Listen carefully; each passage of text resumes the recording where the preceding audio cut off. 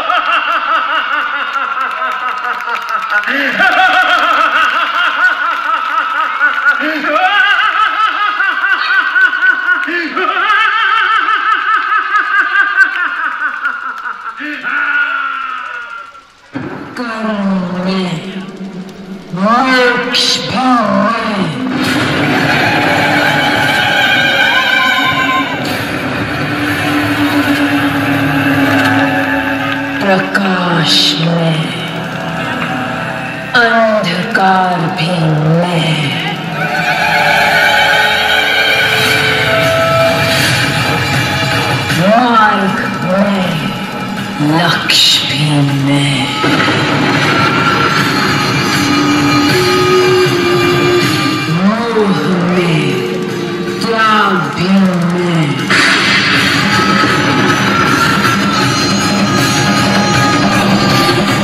कम भीम में, ब्रह्मांड भीम में, अंत भीम में, आरंभ में,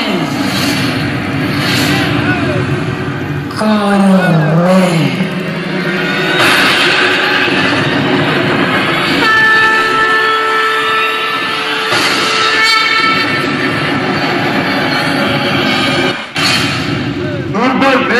स्वयं सामना न कर पाए तो हमें चमकाने के लिए एक देवी को स्वयं दे दिया। केवल शरीर पर काला रंग कराने से काल का सामना नहीं किया जाता। मुक्ति उन्होंने तुझे मृत्यु के मुख में भेजा है, वो भली भांति जानते हैं कि इस भूमि में ऐसा कोई भी नहीं तो चंड मुंड का सामना कर सके। ब्रह्मांड का अकाट्य सत्य है कि बल केवल पुरुष में होता है, स्त्री तो अबला होती है। नारी नाम ही इसने करा क्योंकि वो नर के पीछे चलती है, उसके सामने झुकती है।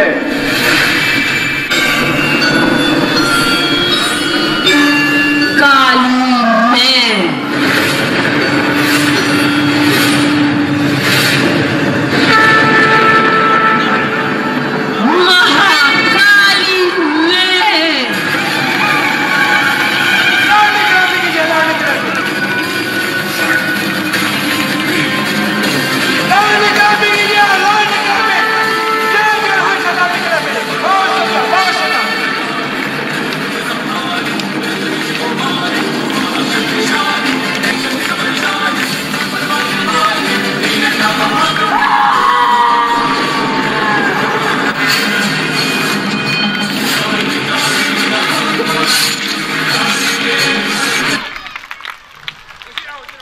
लावणी क्लैपिंग कीजिए इन बच्चियों के लिए।